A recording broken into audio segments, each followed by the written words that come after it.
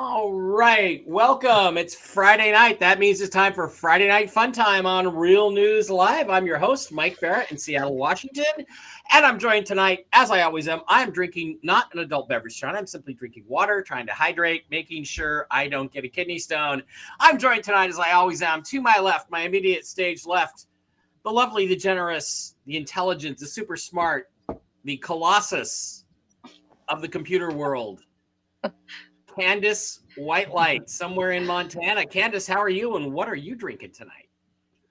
Well, it's a good day, and it's been busy. There's been a ton of stuff that's going on, so me and Brooks will, I'm sure, have a lot to talk about if you don't have anything. But I'm drinking Mystic Mango, good old kombucha, and I just cracked a new bottle, so I'm happy. Awesome. Yeah, we've had a few people in here already. I got to give them credit. Down to the kitty corner spot there in the lower right-hand corner of the screen, my lower left.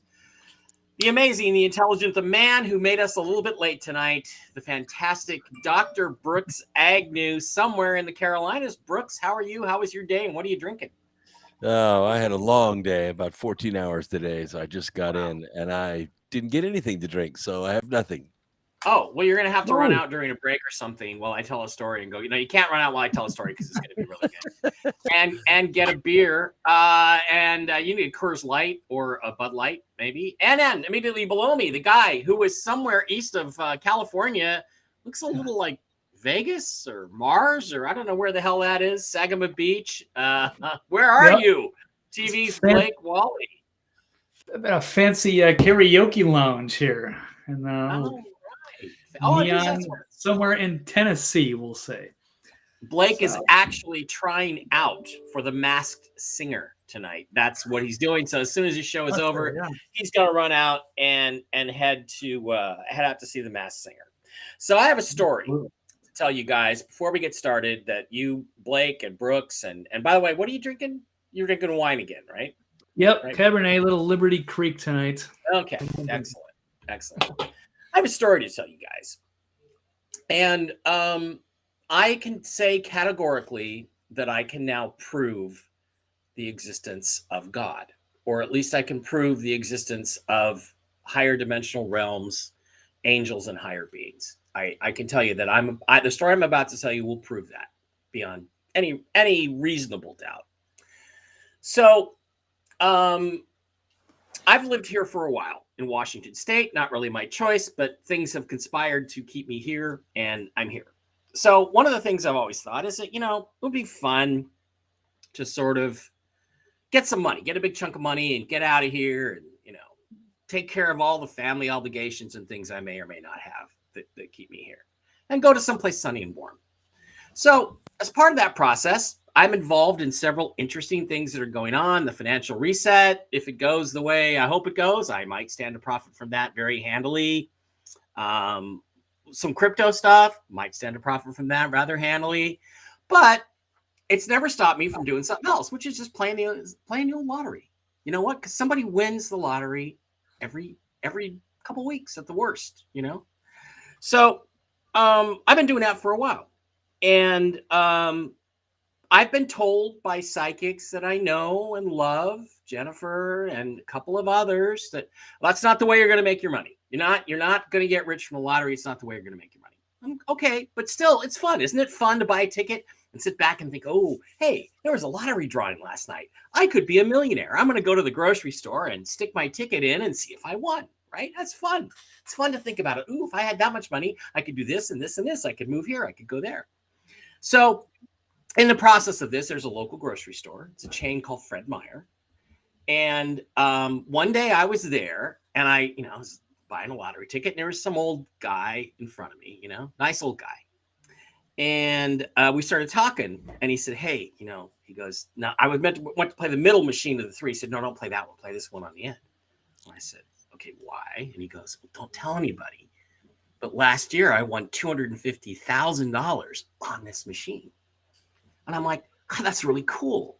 And I do believe that luck flows places. It does flow to the same place over and over. And there are some studies that show this, but You can't disprove that, right? And it's also true that people who win a significant lottery prize, like for instance, they win, get 5 out of 6 numbers on the Powerball and get $700,000. Their chances of winning the grand prize jackpot over the next year go up astronomically. And there's nothing in mathematical equations that can equate for this, but they do know the phenomenon exists. So if you win a sizable prize, not $20, not $4, but say $1,000, you get 5 out of 6, keep playing that same machine, keep playing that same thing. There's a guy named Thomas Hollywood Henderson, a linebacker, former linebacker for the Dallas Cowboys in the 1970s. He's the guy who's famous for the quote of Terry Bradshaw of the Pittsburgh Steelers is so dumb he couldn't spell cat if you spotted him the C and the A. Funny guy, totally created the whole persona around the Super Bowl. Come to me on press day, I'll give you a quote. After he retired in the early 80s, he won a $6.5 million lottery. Did he keep playing? And he made pretty good money playing football, $700,000 or $800,000 a year. And he kept playing it. Less than 3 years later, he won it again. This time it was $10 million. So this shit does happen. Luck flows to people, luck flows to places, and it is inexplicable how it all works. It's something magical. Nobody understands it. So I thought, well, that's a good tip. I'm going to keep playing this machine. So I did. And nothing generally happened, And then about 3 years ago, Barkley, my brother's dog, Barkley, needed some vet work done, about $600-$700. Yeah, I just didn't have it, at the time. So I'm like, shit, what am I going to do? Anyway, I'd been playing the lottery. I went and changed my tickets. Boom, 5 out of 6 on the lotto, which is the local Washington State lottery game. And I got $1,000 for 5 out of 6. And I'm like, God, this is so great. I got my $1,000. Thank you, universe, for listening to me. And I got the money I needed to pay for Barkley's vet bills in that moment. And that was great. Until I started thinking, well, holy crap, if they'd have given me 6 out of 6, I would have won $4.8 million.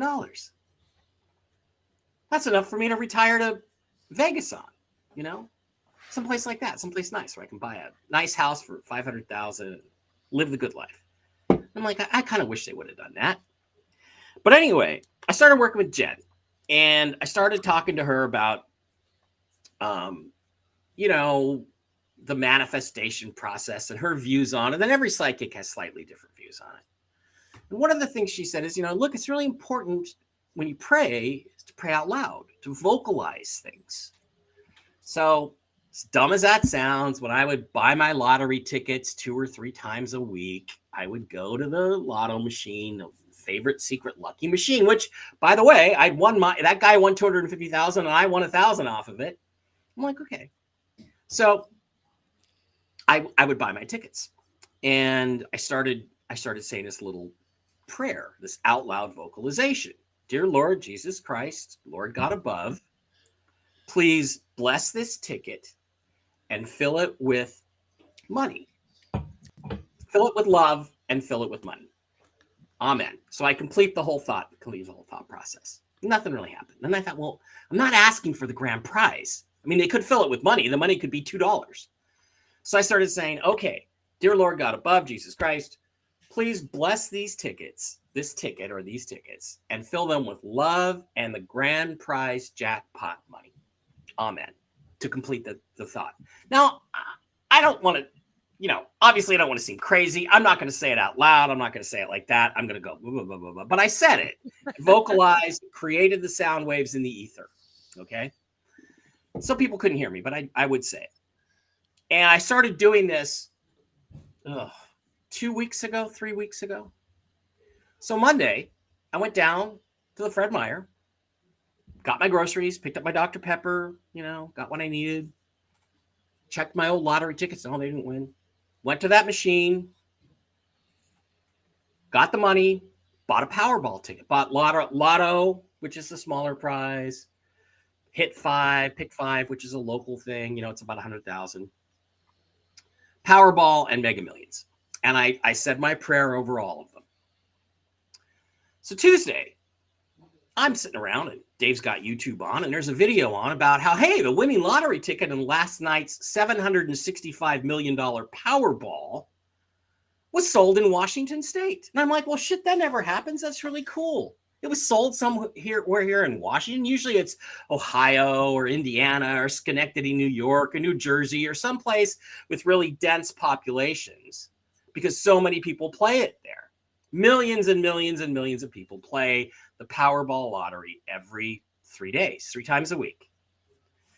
And there are probably millions of lottery outlets around the United States that sell the lotto. So if somebody is the winner, it's not by accident. It's like they found your energy all the way through and picked you to be the winner. So on Tuesday, we're out. We take Barkley for a walk. And I'm like, Dave's like, I want to go home. And I'm like, yeah, okay, but let's just go to Fred Meyer. I want to just check my lottery ticket. So I go into the Fred Meyer and there's news crews coming out with microphones. And I'm like, oh, they're probably just doing a feature story on, on the fact that it was sold in Washington State, probably just getting some B-roll of the lottery machines and playing the game, right? And so I go walking up and I walk up to my machine. And there's a reporter and a camera woman watching me. And I'm like, okay, this is weird. I mean, I'm used to being on camera. I've done a lot of TV. I'm used to it. Did Fox and Friends with Brooks. That was amazing. So I look over my shoulder and I go, and they start really focusing on me as I start looking at my tickets. And I have the Powerball in my hand and I'm like, did the winning ticket get sold here? And she says, yeah, this store right here, that machine. And I'm like, holy shit, my heart's racing.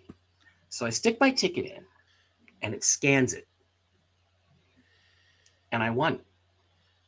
I won $4. So I now know 2 things. Well, 3 things. Praying and vocalizing what you want works to a certain extent. This proves that God exists because that's who I pray to is God and Jesus and the higher universe above and everybody else. That all works. So God exists. And the 3rd thing I know is that he fucking hates my guts. Because he fucked me out of 700. It ended up being 400 million, 200 million of which I would have given to my brother Dave. So let's just say $200 million. Now that's harsh language to use, but here's the thing I'm going to say about this. And Candace, I would really like to get your comments on this. Blake is the skeptic. Candace, I want to get your comments on this. It is beyond impossible that I am not the one who created this money that was sent to that place. Why it wasn't given to me, the person that asked for it, I don't know. Maybe there was some slight miniature flaw in the way I asked for it. I don't know. But I created it. I brought it to the 98092. And I'm really, really having a hard time today because that would have been enough money. Even 200 million after taxes and splitting it with Dave would be plenty for me to achieve pretty much every dream I have of doing documentaries, which includes super bright guys like Brooks and might be produced by people like Blake Wally and with, commentary from Candace Whitelight and doing, conferences and shows all over the country, all over the world. Plenty of money to do that. Fulfill all my dreams. And it's like they not only did it, but like they went out of look, here's the thing. If this wasn't aimed at me, it would have been some other Fred Meyer in Auburn. There's probably 8 of them. Or it would have been some other place. No, this was mine that I created that for some reason they decided to deny me. And please don't give me the spiritual bullshit of, oh, well, it wasn't meant for you. Yeah, it was. Because I'm the one who brought it there. So it shows me that we are very powerful, that you can create things like this, but for some reason, God hates my guts. So Candace, can you possibly explain? You can respond to this any way you want, but I'm really interested in what you have to say about this story. This story is 100% true. And no, nobody but me brought that $400 million into the 98092 except me with what I did. Because I used every technique that you're supposed to use. And somehow I ended up with $4 and somebody else ended up with 400 million. So, Candace, I'd like to get your feedback on this. I already got it from Jen, but I don't agree with her assessment of it. But and then I have another epilogue to this story that I think is important. But Candace, go ahead and please tell me if you can debunk my story in some way, shape, or form. I'd love to hear it. Well, I think I have one statement that actually appeared on a Q drop, which is 28 January of 2020. It was 37.99, and it says, timing is everything. And I think that you understand that, Mike, that basically it's not a matter of if or anything else. It's a matter of when it is the correct thing to happen to you. It's very specific. And that is kind of what I think about everything. It's just like if you could look at what's going on right now, and we've been all praying like every day for stuff to be resolved. And my recent prayers are pretty widespread. They're like curing the evil that is out on this land and protecting the children. I don't ever pray for money because you know what? If I were to make a list, it would be on the bottom of my list in terms of things that are important to me. That all I have, and somebody said it in chat, is that you need enough money to get by. What you have to focus on is what you would do with that money. And that's really a far more important issue that I think is going to be in everybody's lap quite soon. And I'm sure Brooks can attest to this, that he has worked his ass off to create stuff for a very long time. And he has done it without a whole lot of, people coming to his door and saying, you're so great and I'm going to give you $1 million for just standing there, We do have to understand as humans, we have a much wider purpose. And, for me, every day I go through this in my mind, and I just want to say that you're worthy of it. You don't ever have a moment where you're not worthy of getting what you want, but I implore you to continue loving God and working for Him, because those are the ones that are going to be able to go into this new era and then be successful, not just living the high life, but being productive and, like you stated, having a group that you want to come forward and being able to take care of us. I have a good feeling about that I think that is going to happen, but it doesn't necessarily have to happen because you're the one that procures the money. I mean, if you can follow my thinking, there are some people that are very lucky, and there's others that, could wish for it all day long, and it just isn't meant to be. So it's just like your life, I mean, we don't choose when we die. So why should we choose when we get our bank accounts full, So that's my thought. Okay. And maybe God picked someone more deserving. Well, Deborah, there isn't anybody more deserving. I'm the one who brought the money here. I'm the one who brought the money to the 98092. And I can guarantee you there's nobody in the 98092 who has more truth to tell the world through the things I would create, through the books and the documentaries and the films. There's no one in the 98092 who would be nicer to the little animals than I would be with that money. There's nobody who would buy an apartment building in California where some of my friends still live so that they would always have a roof over their head and a place to live and a job that could work for me in that building like I plan to do. No, there isn't anybody more deserving. I deserve as much as anybody else. And if that's the rule, if that's how God works, then please, before I block you and delete you forever, why does George Soros have so much money? Why do evil people like Al Gore and George Soros and Bill Gates, why do they have so much money? If money goes to only the good people or the people that deserve it, why do they have so much money? So you can't answer that. So that's not a good excuse. Well, I can answer that if you want an answer, Yeah, I want to because block this person first.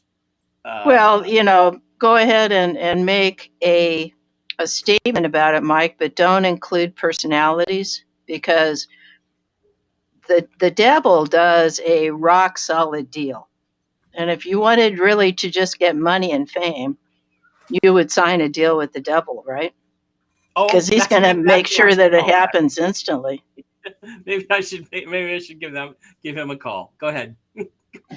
Well, I mean, it's your immortal soul that's on the line, so that's up to you. I always tell people, if they're willing to go to hell, I mean, hey, have at it.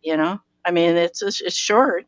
It's a short period of time that you'll have the pleasure before eternity sets in, and then not only does it become something that you'll try to negotiate your way out of, but it also becomes a horror show, like really instantly, to everything that you've put your hand on, because that's not going to happen to me.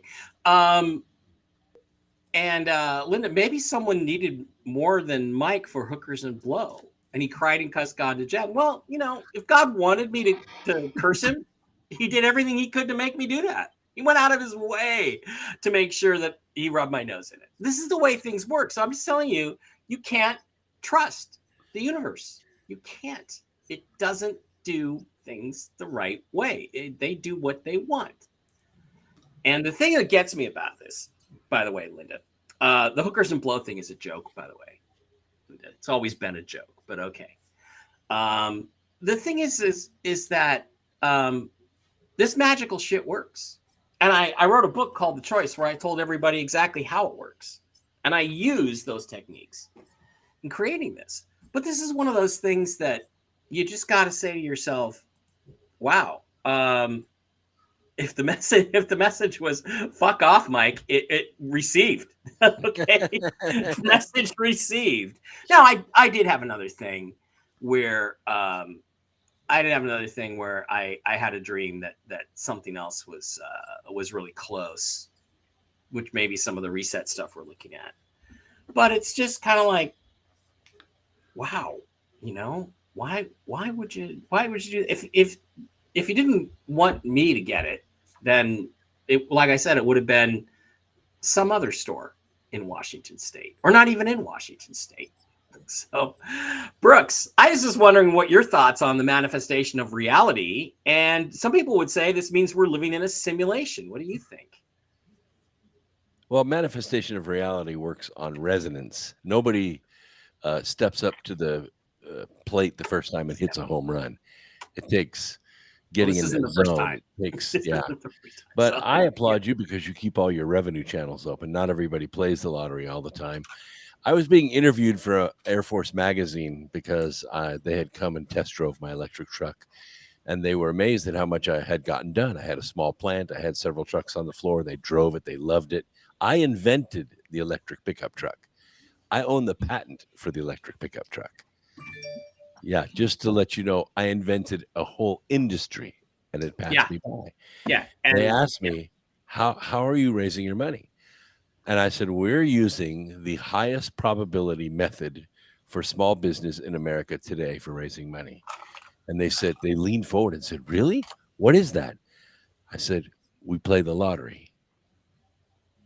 And I was dead serious, because that's the only money that's available. Now, I didn't come here to this earth to survive. I didn't come here to get by.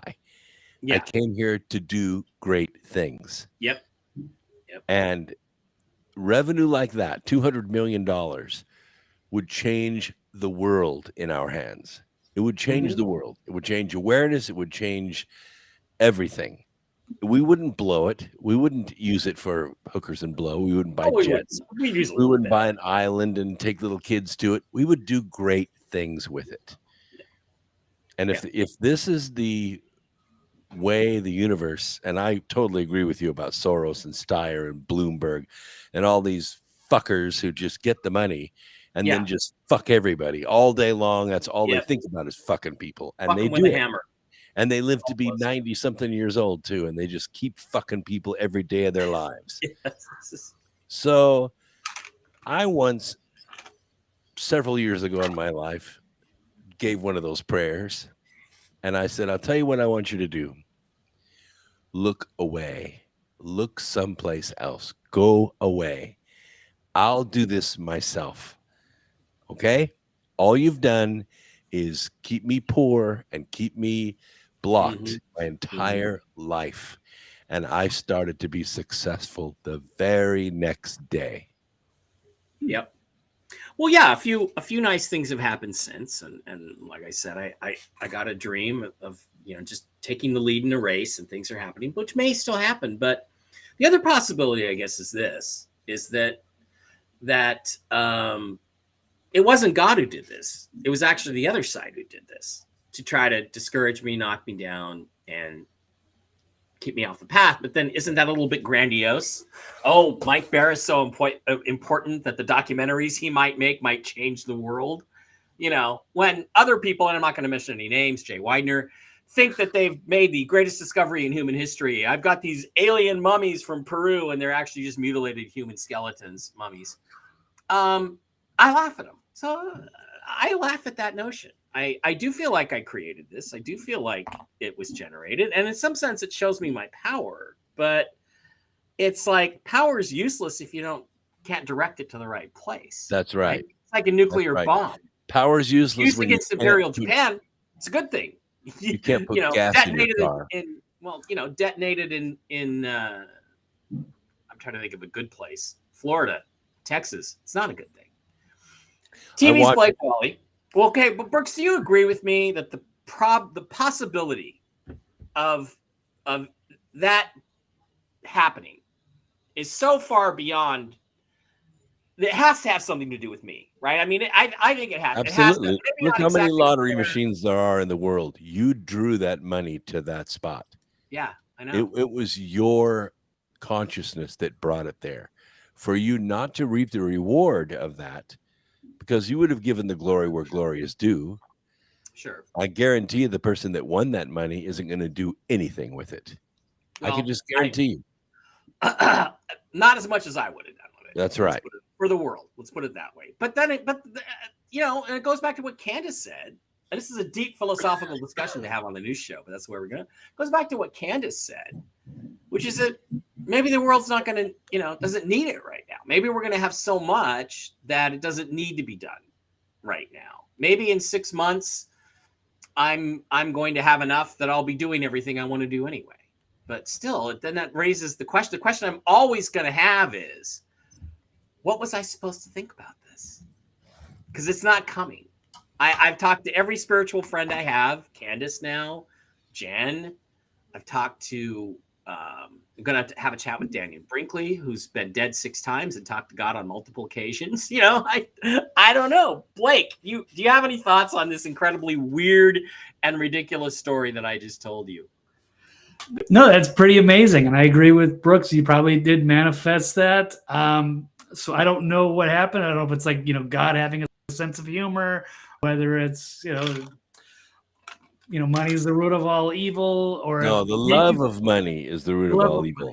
That's right. Money. The love of money is the root of all evil. And by the way, for the person quoting Matthew 5:5, saying, "Blessed are the meek, for they shall inherit the earth," he didn't say, "Blessed are the poor." You could be wealthy and be meek. Yeah. And yeah.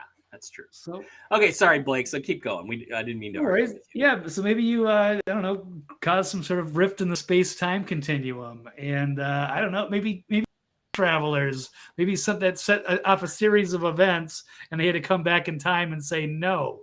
This is where it all started, was when Mike manifested the lottery and started, stirring up shit. And then they had to go back and well, I mean, and somebody else said, well, maybe in a different timeline, it did get to you, but you went off and it set your life off in the wrong direction, and you did go do hookers and blow and lose it all or something. Maybe that's true. Maybe it needed to be delayed a week or a month before something good like that happened. But it's like wow, it shows that each of us has power of creation. I think, because I'm sure I created this shit.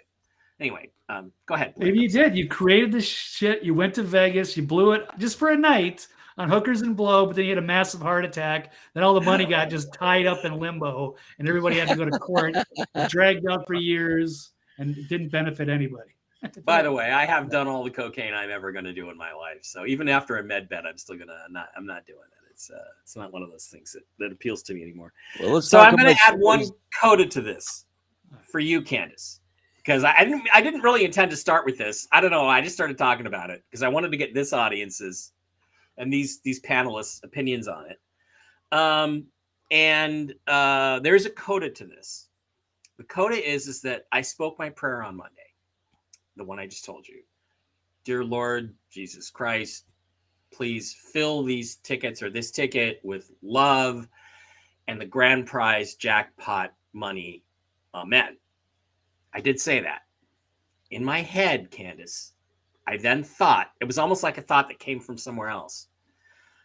Unless the RV is going to happen within the next month and I'm going to have plenty of money then. And I wonder if that didn't deflect it at the last second.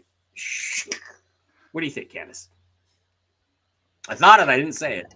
The whole thing just drives me crazy because I spend literally no time thinking about money, except that, when I have bills to pay, I look at my balance and then I write a check and everything is good. So I happen to have a benefactor that is very special, and I put a lot of strength and faith into that particular way of life, where there are people out there that have access and that can do good and that they use it, but they don't want to be recognized. This is all, stuff that basically I shouldn't be telling you, but that it's an important thing to me because of my situation is that I spent all my money and all my energy and, it went to other people's pockets. And that was a failing on my part in terms of managing the money that I had access to over many years. And I've, literally gone through 3 different fortunes. I'm sure I can create one again. Remind me not to marry you, okay? Just don't marry Candace. Well, see, there you go. You're talking about money. You don't even consider in this aspect, which is, completely predictable, but all of the good things that I am, all the things that I can do that have nothing to do with money. And see, that to me is more of a focus than, trying to butt my heads. And this situation, I'm just writing a text right now onto the chat, that money is not real. It's controlled and it's manipulated. And the thing about these lotteries, I learned, I worked on the first lottery campaign for Washington State where they had the digits that danced outside. I don't know if you remember that one. Full-size costumes for all these people. And I worked with some great actors back then, and one of them, Christian Bale. That's the lotto game. That's the game today that is now known as Lotto. Yeah, that's right. It's the same one, and it was a campaign, an ad campaign, and I worked on the entire first year of programming for that. And we got a big kick out of it because we were paid well on film production and managed everything and helped the people get in and out of these costumes. But at the end of the day, the people running, the producers that were coming up with this idea that we're going to, have a lotto in Washington State and it's going to be huge. And it was one of the first states that really took advantage of these new laws that were passed, because before that point in time, it was illegal to do things like Ponzi schemes and what they call pyramid schemes and things that took people's money and didn't produce a product. Mm-hmm. And that's exactly what the lottery is. So we were talking about it one day, and I thought to ask, I said, well, how much of this percentage of this money that is paid into this is actually given out in prizes, and how does that all work? Well, the actuary tables that they use for the lottery basically describe something that they take a whole lot in. You can imagine how many people buy tickets. Yeah. And that they then apportion it out to all the the necessities that you have to have in order to sell tickets and to print them out, and all of the mechanism, and all of it is computerized. And it's funny because in the beginning they used to have a machine, and they would come on the nightly news, and it was a billiard machine that was had ping pong and balls. it ping pong balls. It would be sucked into a tube, and then I remember then they drum, would. yeah. That's right. So there was an element of chance back then, but I got to tell you, there's no element of chance anymore. Yeah, and people say that these big ones, especially when they get really big, that the deep state controls who gets that money. Well, they can control, number one, the payout. They can control the amount. They can control where the other money is going to that's coming in. And that's where they are making a lot of profit because, and it was so silly because I remember the Washington State Legislature came out with a thing and said, well, we use that extra money for schools. And we all Why do we have the best schools in the world? Washington State? Why don't we have the best schools in the world? Why don't we? It doesn't have anything to do with money. I'll tell you that. So it's not. Yeah. Well, it's just a matter of like sitting down with it. And I just went through this yesterday and described how charities work, because there's a lot of people right now that are getting sucked into these, help Turkey out charities, right? And they've got them set up all over. All the con artists come out, and I have a short story. I worked on a series of programs that were in the day when we were doing infomercials, and this was about Save the Children. Okay, so they hired Alec Trebek to come up and be the spokesperson for this. Now, I got to meet him. I worked with him. I did his wardrobe. We worked on this for about a week, 5 days, working days. And we got into a lot of interesting conversations during that period of time. I got to tell you, he's a really smart guy. He made a lot of money on Jeopardy, and he was good at it. Okay, so he is now, he died last year. And but he told me in a very real way, because we're in the makeup chairs, he's letting loose with all of the stories. He said, I love to work on these jobs because they pay me really well. And I said, I won't ask, but, how much of the budget is allowed for doing these type of commercials and such? Well, they have enough money at the end of the day to pay for these. And it was not cheap to hire a whole film crew to bring in talent of that level. There was 20 people standing around that were all earning six-figure salaries, and they all had nice sports cars. And they said, Alex said to me, he said, if 10% goes to the actual charity that you pay in to save these children in South America, which is really where their focus was, I said, to him, 10%. And he said, yeah, that's on a good day. Yeah. And it took my breath away. Candace, this is really important because it's legal to do this with a foundation. And Russell Wilson, the former Seahawks quarterback, who the dirty, sick left-wing media is really after, like sharks seeing blood in the water.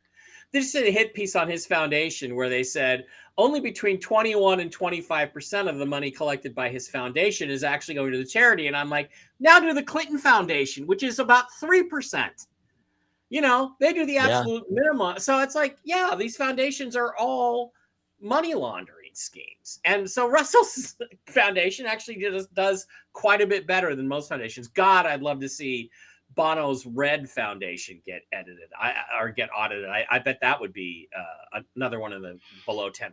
So, that's part of the whole problem. Yeah, I got to tell you what's going on right now, and it has to do with the Super Bowl, because there is a group called PETA, that has now decided that they're going to sponsor the Super Bowl, and they're going to have a whole bunch of beagles that they rescued from these puppy mills and from doing scientific experimentation. So they've got 4,000 of these puppies. And so they're going to bring a few of them, and they're going to do a beagle puppy Super Bowl this year. And I when somebody told me about that, they put it up on Telegram. I just hit the roof. I said, "You cannot believe how corrupt PETA is." Yeah, and people eating tasty animals is what PETA stands for. I'm just kidding. And there's a puppy bowl on Animal Planet every year at the Super Bowl. So watch that too. But anyway, go ahead. Well, they've taken it over this year. That's what I'm trying to tell people. Okay. And then they're also going to place these puppies all over the country. And I can tell you absolutely for sure, without any hesitation, that they're going to be puppies that are going to have physical and health problems, because these puppy mills don't care. They breed the mother to the daughter and the daughter to the uncle. And, they're all line bred. They're all stupid. And they have been used for medical research. And, it's not a good thing. But, for my purposes, I go back in the veterinary trade. And we used to see a lot of these animals that were sold to pet stores. And then they ended up with, every disease, every genetic problem that you would want to have. And it was always so sad. Somebody brings in a 6-month-old puppy, and the vet has to tell them, well, this is like a genetic malformation, and, it's going to cost you $8,000 to fix. Well, again, I mean, it's a Ponzi scheme. Something I would have done with my $200 million is take care of animals like that. But that's not going to happen this week anyway. Candace, I don't mean to cut you off, but we got to go. No, go ahead. I've said everything. Dave has a kitty, Seabass, who he thinks was dumped because he was imperfect in some way from a breeder. And because he's so handsome and perfect and black, but there's probably some little teeny tiny flaw that makes him not a purebred. But he's the sweetest cat in the world. Blake, do you have any pets? Do you have a dog or a cat? I do not. No, I used to have a pet ferret, but no more. But we'll see in time. I like dogs, cats, ferrets. Yeah. You need a dog. You need a dogs are a lot of work. I do love dogs, but you need you do. I like ferrets have the horses, of course, which are really important. Okay, so we got to move on because we haven't done any news yet. And I just wanted to, tell the story because I wanted to get feedback from you guys. And I really, Brooks, I really am glad that you agree with me that this was not any kind of coincidence. That there's some meaning here. I haven't figured it out yet. I haven't heard an answer that I think fits. We'll see. Maybe I'll know in the next month or 6 months what the answer is. But there's some message in that. I just don't know what the hell it is at this time. I know it's not that I wouldn't do good things with it, because of course I would. And that's not how money is measured anyway. So, all right. Let's move on. Good angel, bad angel thing where the good angel said, we'll bring that lottery money right in here. And the bad angel, let's make it go to him instead. Well, remember, there was the thought that said, well, unless I'm going to have I'm going to have more money than this in a month. So who knows? I have to wait and see. The financial reset, there's a lot of money going to be created out of that. And Candace knows that. So a lot of money for the future of mankind. So we'll see what happens. It's the kind of thing where it's like sports, because we're on Super Bowl weekend. Okay, I'm just going to make this lesson as quick as I can. Super Bowl 40 was stolen from the Seahawks by the referees, by the NFL. They wanted the Pittsburgh Steelers to win. They made sure the Steelers won by using the referees to steal the Super Bowl. I could not get over that.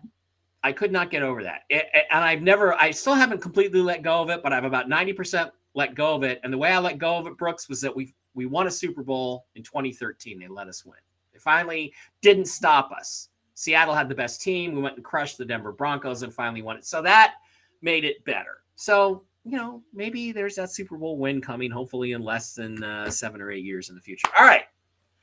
Today's other question. We're going to get into the news. I think the big news is Ukraine, Brooks. We'll get to that, though. I got a couple other things before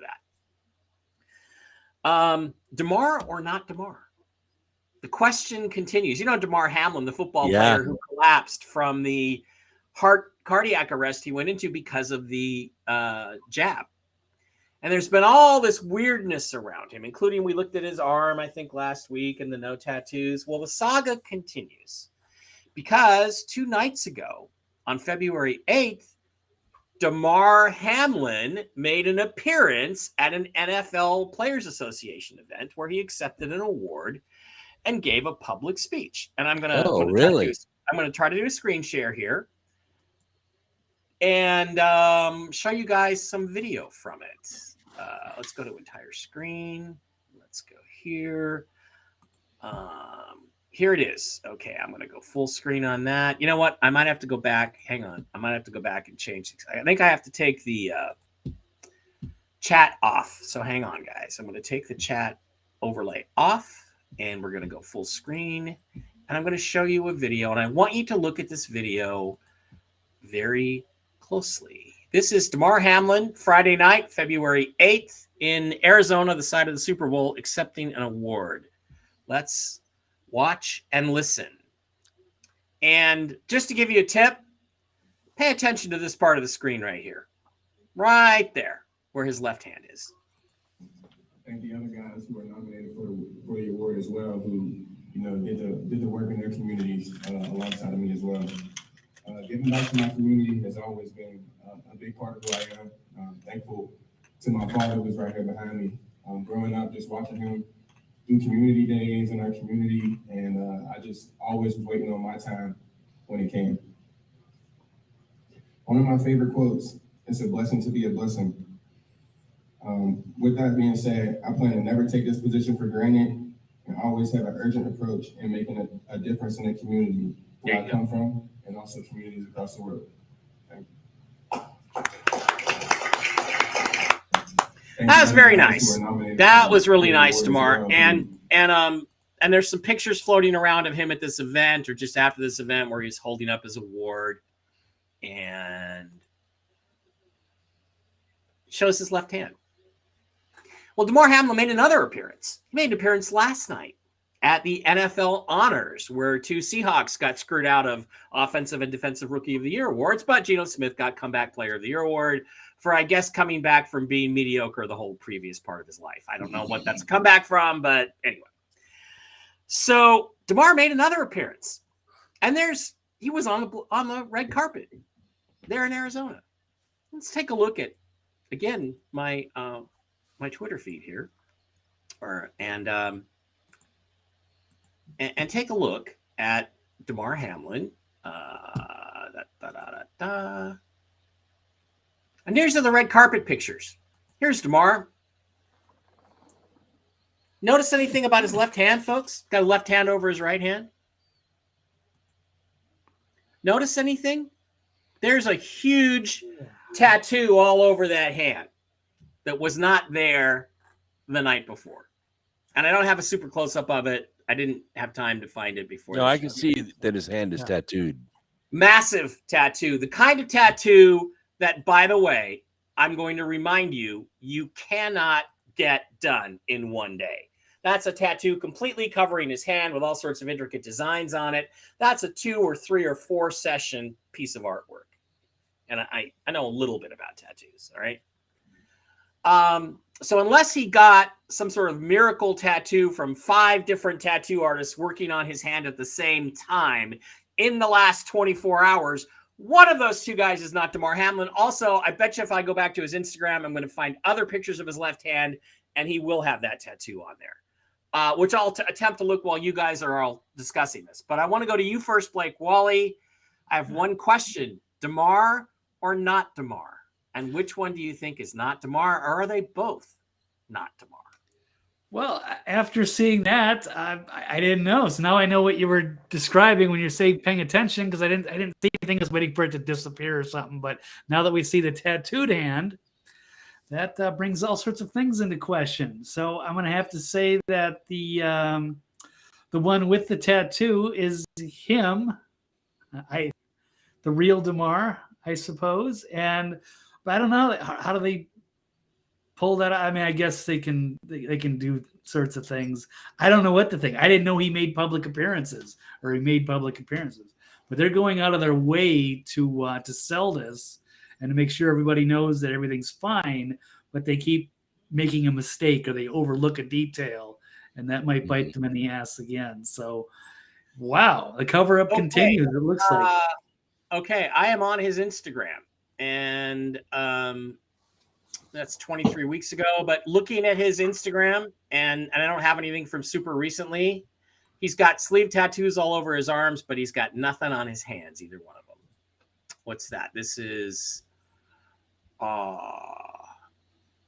Kansas City. So that's, I don't know.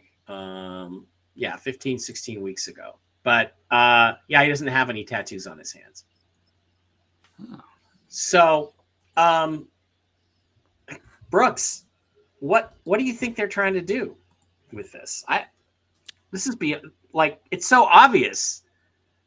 Yeah, I think that one of them is not Damar Hamlin. So he made it. Damar died on national television on Monday Night Football, and the debate is still open as to whether they brought him back or not. Why would $1 billion franchise try to fake people out into thinking Damar is alive, but he's going to be on injured reserve for the rest of his life? He's never going to play football again, but he's alive. He didn't die on our football field.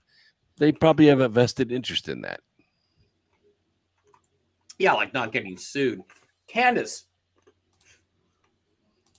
they're making it very obvious. They're putting it in our face. And I'm sorry, but there are people that have done better comparisons than I have on this. And it's like the Kamala Harris State of the Union neck. Oh, was that weird or what? Like her face was totally static. Even her eyes were different shapes. And she had this massive looseness around her neck. So what's going on, Candace? What the hell is going on with this? I don't know. But there's more weirdness. There's more weirdness. I don't want time to run out because we've got two stories we have to talk about. The shooting down of the UFO over Alaska and the following through by the World Economic Forum that has made numerous threats against Turkey of a terrorist attack. And I played the video on my show Wednesday night of HARP being used to induce the shallow earthquakes in Turkey. We'll get to that. 25,000 people are dead. I promise we get to that next. And there's more. That's important, yeah, because Juan talked about the HARP, and there just came a thing across today, Brooks, maybe you saw it, that is, I posted it in the comments because it's from a Romanian senator who basically just said they've been using HARP, and against Turkey, and that's how this whole thing started. So wait a minute, yeah, just real quick. So, what do you think about this Damar Hamlin thing? Why are they making it so obvious that it's so easy to catch them in their deceptions? Those were two different people, and I don't give a shit what anybody says about whether Damar's alive or not alive. That's got to be two different guys, right? Well, they're getting sloppy, and like I said before, they got the C and D team on right now because most of the makeup artists that used to handle this and all of their casting and the the effects and everything else, they're very expensive to get stuff from, and basically they just think we're not noticing, and that's they don't even bother to hide it anymore. I mean, I could go on with the amount of, that we see these doubles that are brought out. And when I started evaluating it back when they did, they killed Ruth Bader Ginsburg, and then they put a double in her place. I was all over that. Nobody cared. Nobody really cared. Looked at that. And so, and what was that, 3 years ago, 4 years ago? I mean, it's insane. So somebody like Damar, it's just like, they're going to pay off the family. They're going to pay off the doctors. They're going to slowly, sort of just integrate him back into the sport, whatever, because there's just big money involved. And, you just have to realize that it's over and over again. It's a cover your ass, and that's all we're living right now. Pfizer is one of the NFL's biggest sponsors right now. Brooks, here, can you guys see this? Here's Kamala's neck. Unbelievable. Unbelievable. Yeah, it's clearly some sort of mask coming loose. And the shape of her eyes is different in everything. Yeah, it's gross. It's weird. It's freaky stuff. Blake, any thoughts on Kamala's neck or Damar's tattoos beyond what we already said? Or is that... No, that's interesting. I did see that. I don't know how to explain that either, but she was like relatively... Maybe I'm kind of piecing that, you guys seen that old video of Hitler at the Olympics when he's like Yeah. just tweaking out on meth or something? It looks Maybe like that George was- Floyd. I guess this is what George Floyd was doing before he went outside the store and collapsed and died of fentanyl. Yeah. It's Sorry. Maybe she was tweaking out or something, and then they had to bring in a double that would just sit there and be calm and just do the right thing at the right time and not cackle out of context. Right, and there are people who said she didn't say a thing. She didn't say a thing, they're saying, during the whole time. Her mouth did not move. She just sat there like this. Yeah, she didn't smile. Yeah. Gross, weird. But Candace thinks they're just bringing out the B team. Okay, Candace Brooks, go with the Turkey earthquake. And there are people saying that the giant space vagina cloud from a couple weeks ago is right where this event took place. Is that true? I don't know if that's true. I don't know, but I know what HAARP looks like. I did the documentary in 1997 on it, and I was asked to do it by Congresswoman Jean Manning because I wrote a paper because I invented that technology in 1983 to explore for oil and gas, and I caused an earthquake in Roseburg, Oregon. Oops. With my technology, and I made it. That's what I published the paper on, and why I was selected to be on that documentary. What I saw over Turkey out that guy's apartment window, and on the news, which was about 30 miles away, was a clear sky, no heavy clouds, no lightning storms, but the telltale lightning and sky changing colors, and then the earthquake hits. And it kills 25,000 people. And this was a shallow quake. This thing was only like maybe 2 miles deep. And that's the kind of quake that does massive amounts of damage. Right. And it followed about 3 weeks of constant threats against Erdogan by the World Economic Forum. If you don't stop trying to broker peace in Ukraine, you're going to be hit with a terrorist attack. And didn't he they made threats against him? Didn't he just the day before say to, I forget what was it, Romania? He said, don't join NATO. And then they hit him the next day. Right. Okay. How do we find Brooks's show? We'll go to brooksagnew.blog, and it's right there. He has it's right there. You can go to Rumble. It's Sunday night's Rumble. It's the last one up. You can watch it about halfway, maybe about 30 minutes into it. I show the video, and I stop it right before it happens. I say, now watch the sky before the quake hits. Watch the sky. Okay. Candace, you had other thoughts too, right? Excuse me. Well, I'm just in awe that Brooks was actually there. I mean, I can't top that one, but it is the case where there is a lot of manipulation. One talked about the one that was in Japan that basically set off. Yeah, that was a controlled, and it was due to explosives that had been put down in the at the fault line, which is they did the same thing on this one. The fault runs right up, and you can see where all the earthquakes have occurred, and it's really pretty stunning that a lot of them are at exactly 10 kilometers in depth, which is another thing that is of significance, I think, overall, is that there could be some of these elements that, yes, they were going after Erdogan, and it was the matter that they have warred over this land ever since the Ottoman Empire came down. And there must be something there, you know. I mean, I'm always suspicious, and I always have to do several days of research before I'm really, have that in my mind. That is it actually one thing or the other. But, we have had control over the HAARP technology, for a very long time. So my question is, and maybe you can answer this, is where did this come from? I mean, we know where there are HAARP is. 27 operating HAARPs now, and some of them are even mobile. They can set up ships, and they can direct the HAARP wherever they want to do it. Now, it's got several purposes. For me, it was used to explore for oil and gas, but it can also be used to induce earthquakes. It can also be used to steer the jet stream and the atmospheric river, and thus control the weather.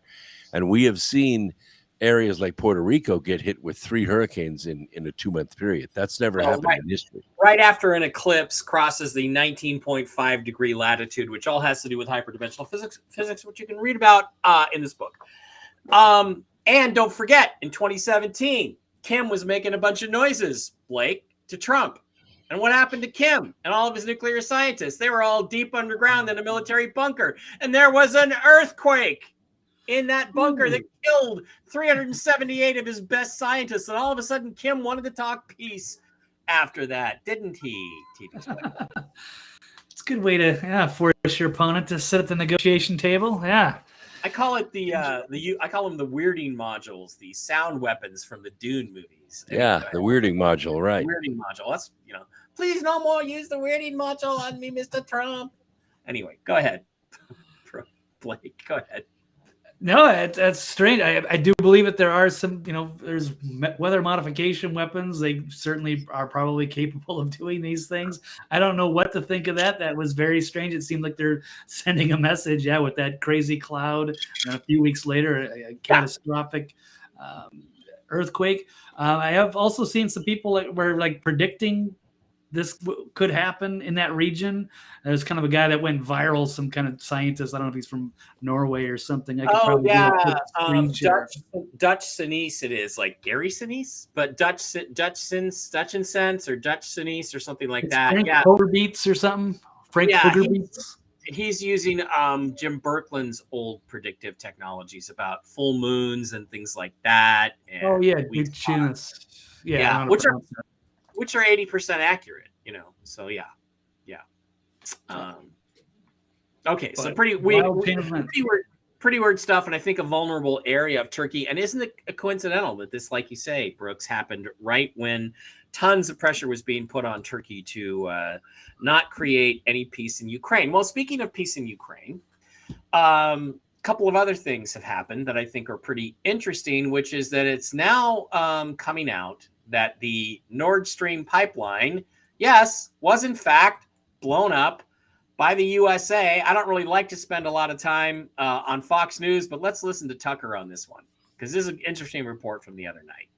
So before the war in Ukraine... Oops, we lost the sound. Yep, there's no sound, Mike. We had the sound and it went away. Now we lost Mike. Yeah. Try it again.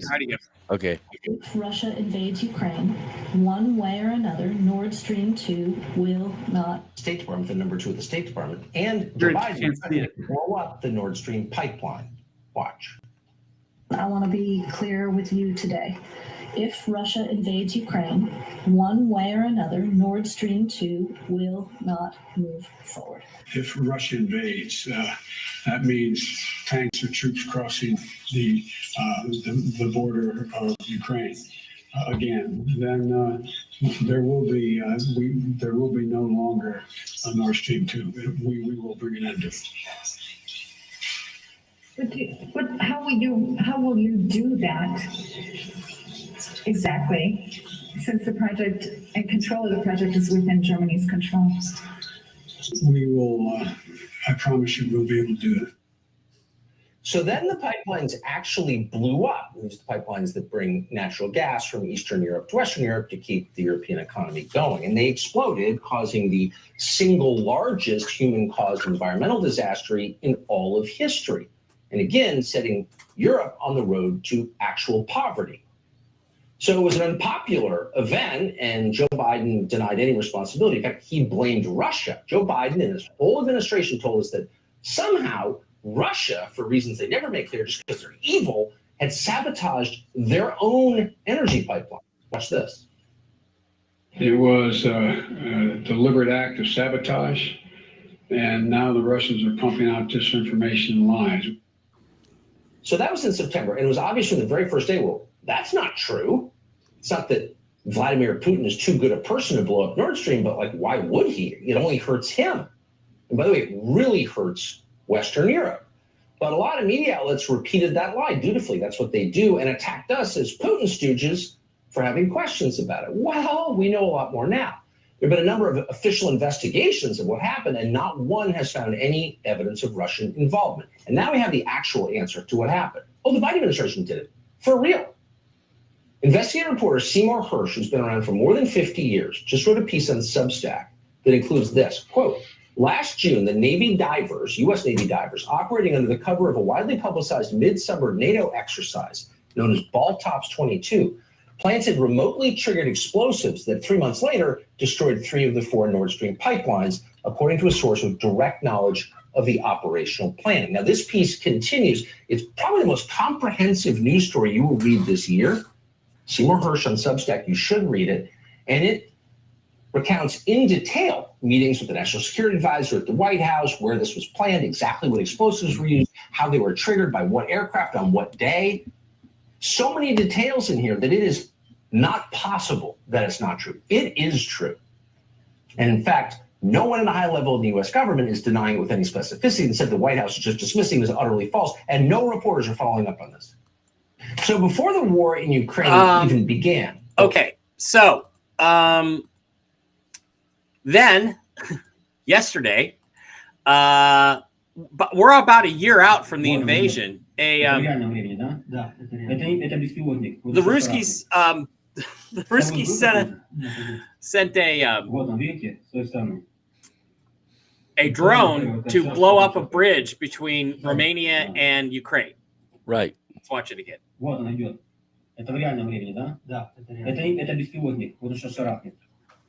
No visual.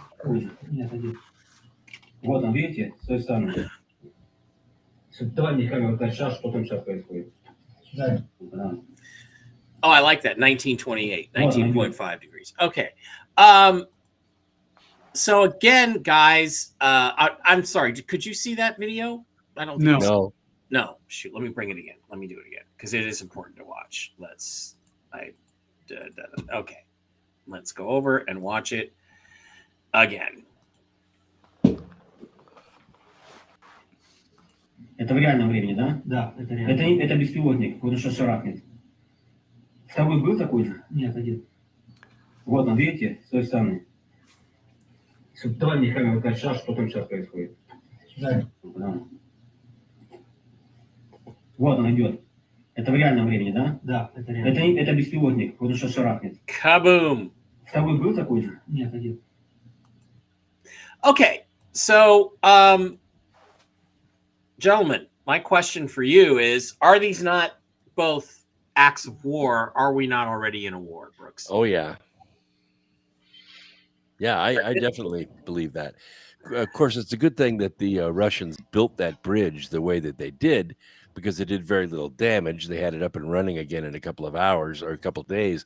It's not fully done yet, but they have traffic and the train is able to go back and forth. And that little boat drone that they sent in there, that surface explosive, is not enough to take a bridge like that out. So what do you think it was? Was it just a demonstration of this is what we can do if you don't stop, or what? What was it? Well, I think it was a demonstration of how desperate they are, because they didn't get the job done. And it's everything that's happened on the Ukraine side has been too little too late. And it has been designed to do nothing but launder money and protect the money laundering and human trafficking operations in Ukraine for as long as possible. But it's almost over. Yeah, it seems like it's almost over.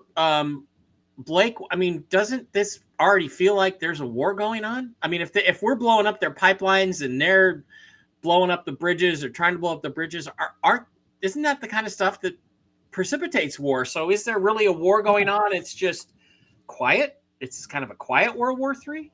Yeah, it's all by proxy now. Yeah, the modern, American people aren't going to support something like that.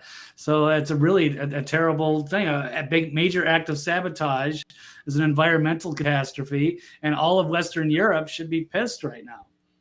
What the United States did to try to get sympathy or to attack their opponent. And yeah, they're blowing up the pipeline and then trying to say, oh, they did it. It wasn't us. So then everybody thinks, oh yeah, it's Russia did it, Putin bad. Now we got to do something. But it didn't work. It blew up in their face now. And people need to stop giving money to this cause because it's not working. Well, And they just worse lost than the war. that, it's not just the U.S. not giving money; it's the Russian people getting pissed.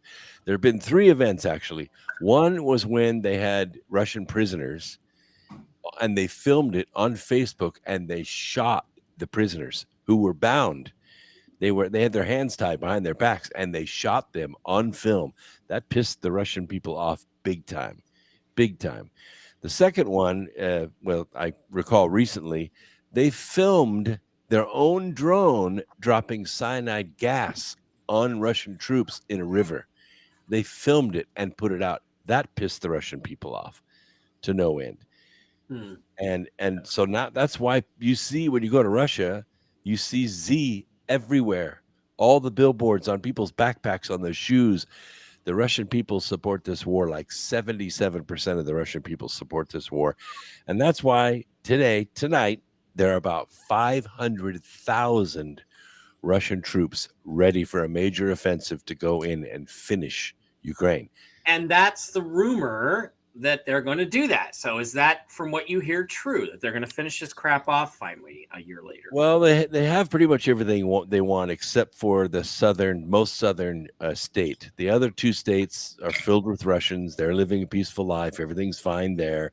Well, don't they need a security boundary, a neutral zone around those areas too? Well, yeah, the neutral zone's called 20 below zero. It's cold. But the southern states are not. They're just at about 0 degrees right now, or just below freezing, and they're still in play. But the Russians and of course the Ukrainians have been making overtures, and NATO's been making overtures about going after Crimea. Now that is absolutely off limits. That is a red line, a big time red line, because the people in Crimea, they love Russia. They go back and forth across that bridge. They trade freely with them. They voted to be annexed to them in 2014. They've led a peaceful life for the last 7 years. They haven't gotten shelled or anything. And it was Putin that freed up their river because the Nazis had dammed up their river, shut off their drinking water. And Putin went in and freed all that up. So now it's just a battle for Kherson, and Soledar is in Russian hands now. And like I said, these 500,000 troops too, these are highly trained, highly armed, and it could happen in the next hour. They could go in there. That's how soon it could be. Well, they're not going to put up with this. There are people saying there's a momentous event about to take place in the next 48 to 72 hours, and everybody's trying to guess what it is. And that's one of the possibilities, which is that the Russians go in and finish off NATO in the Ukraine. So I don't know. Candace, any thoughts on any of this? Well, I just want to make sure I understand how everybody is putting this together, because the proof that Monkey Works provided this morning is pretty much part and parcel to what it showed in terms of the aircraft that were in the area when the actual pipeline exploded, like the footage that you had. And what we had, and it was U.S., is a P-8 over the area, and they basically came down through Iceland, where they stopped on a fuel stop, came in. There was an R-135 that refueled them for an hour over the continent, and then they basically came back over and were right in that area at exactly the same time that the pipeline went down. Now, what that does is it tells me that it is a part of the military that is still under the control of the deep state, because I don't ascribe anything to Biden. He's a dumbass, and he's a fool, and he's fabricated. So somebody is working behind the scenes to commandeer some of our aircraft. And that is what really concerned me, because of course, this scenario has to do with what's going on in the Ukraine, but the big deal with the Ukraine has to be looked at as the bioweapons labs. And this is really what this last week has been all about in terms of uncovering, and this is something I worked on, which was a organization that's in Minnesota that basically has been receiving money from the DOD in terms of research that they've been doing, and this company happens to be Amway, and they were creating several different vitamins, air quotes, that had to do with a simulation or a mimic of the actual HCQ and ivermectin. And they held it to themselves. They held it in their, with their works, their people that were signed up for Amway. And they were given $1 million to do this research, and it went back to the Ukraine. So, we have now, dead to rights, legal, admissible in a court of law, that it's actually the United States that has been, not only from the Hunter's laptop to everything that's gone on with Joe and, the money that's been, changing hands, but we now have, information, and this is gushing out with the, the House committee that was convened yesterday, and the testimony that is about what it is that the three-letter agencies have been doing behind our back, and the social media and the censorship. So, we've got it from every angle. This is not just a one-issue item.